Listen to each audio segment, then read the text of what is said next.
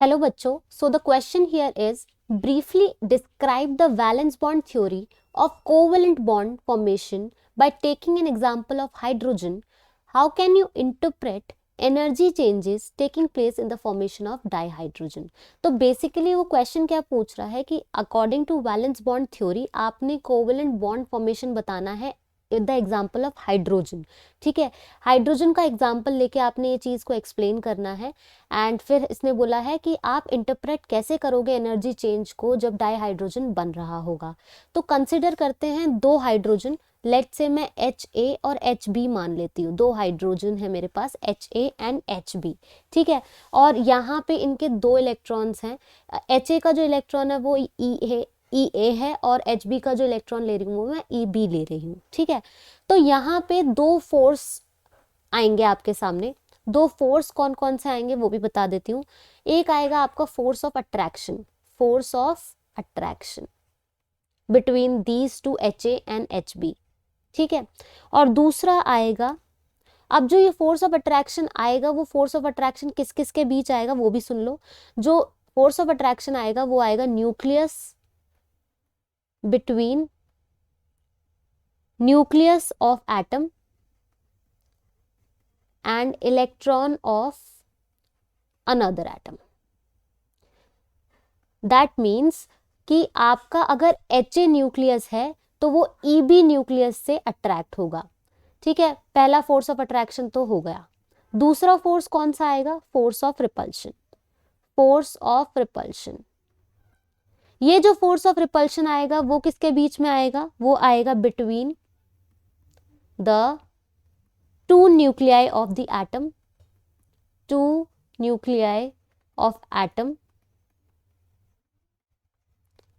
and electrons of two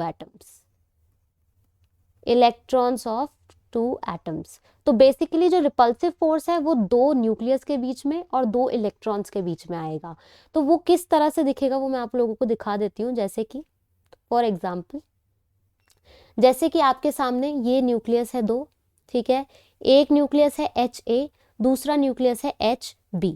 ठीक है, अब जब आपका बॉन्ड फॉर्मेशन होगा तो दोनों के पास अपने अपने इलेक्ट्रॉन्स हैं, लेट्स से ये EA इलेक्ट्रॉन है, ये EB इलेक्ट्रॉन है।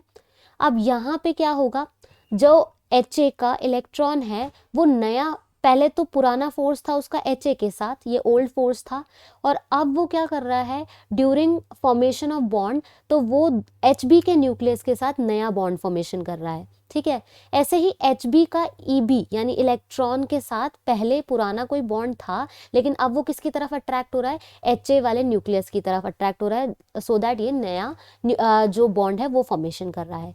तो ये तो हो गई अट्रैक्टिव फोर्सेस की बात, ये हो गई अट्रैक्टिव फोर्सेस की। अब रिपल्सिव फोर्सेस क्या दिख रहे हैं? जब आपका बॉन्ड फॉर्मेशन हो रहा है जिसमें HA का न्यूक्लियस EB के इलेक्ट्रॉन के साथ आ रहा है और HB न्यूक्लियस EA के इलेक्ट्रॉन के साथ आ रहा है, तब उस दौरान एक फोर्स और आता है, दैट इज रिपल्सिव फोर्स। इस रिपल्सिव फोर्स को मैं इस तरह से दिखाऊंगी, जो आपके HA और HB न्यूक्लियस के बीच में आ रहा है।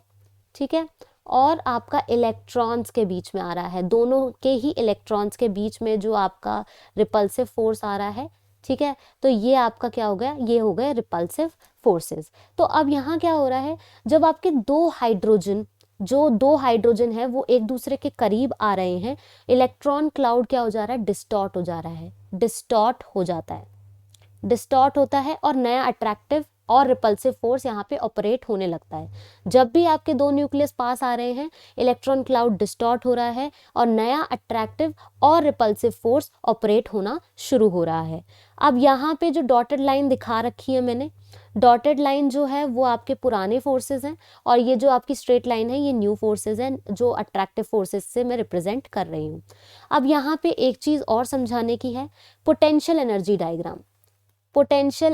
Diagram for the formation of hydrogen molecule।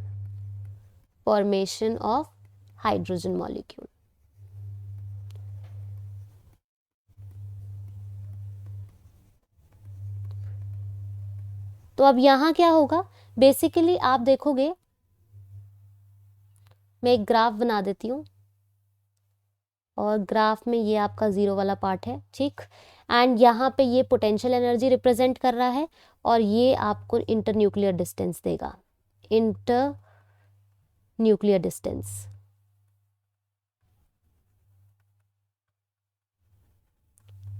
ठीक है, तो अब मैं आपको एक चीज और बताती हूँ। जैसे यहाँ पे आपके 2 हाइड्रोजन के न्यूक्लियस थे, ठीक है, पोटेंशियल एनर्जी डिक्रीज होगी, पोटेंशियल एनर्जी डिक्रीज होगी और तब तक डिक्रीज होगी जब तक यहाँ पे ओवरलैपिंग नहीं हो जाती 2 हाइड्रोजन के बीच में, 2 हाइड्रोजन के बीच में ओवरलैपिंग नहीं हो जाती। एक ऐसे पॉइंट तक आपकी पोटेंशियल एनर्जी डिक्रीज होगी और उसके बाद जैसे ही यहाँ अट्रैक्टिव फोर्स इनफ बिल्ड हो जाएगा, यहाँ पे रिपल्सिव फोर्स आना शुरू हो जाएगा और रिपल्सिव फोर्स आते ही आपकी पोटेंशियल एनर्जी एकदम से इंक्रीज होना शुरू हो जाएगी, एकदम से इंक्रीज होना शुरू हो जाएगी। तो एट दिस पॉइंट जब आपका अट्रैक्टिव फोर्स आ चुका है, जो डिस्टेंस है corresponding to minimum energy value is the distance of maximum possible approach. Basically यहाँ पे क्या है, ये आपकी जो है मैक्सिमम पॉसिबल अप्रोच है बनने की मॉलिक्यूल की, और इस पॉइंट पे आपका जो मॉलिक्यूल है स्टेबल है।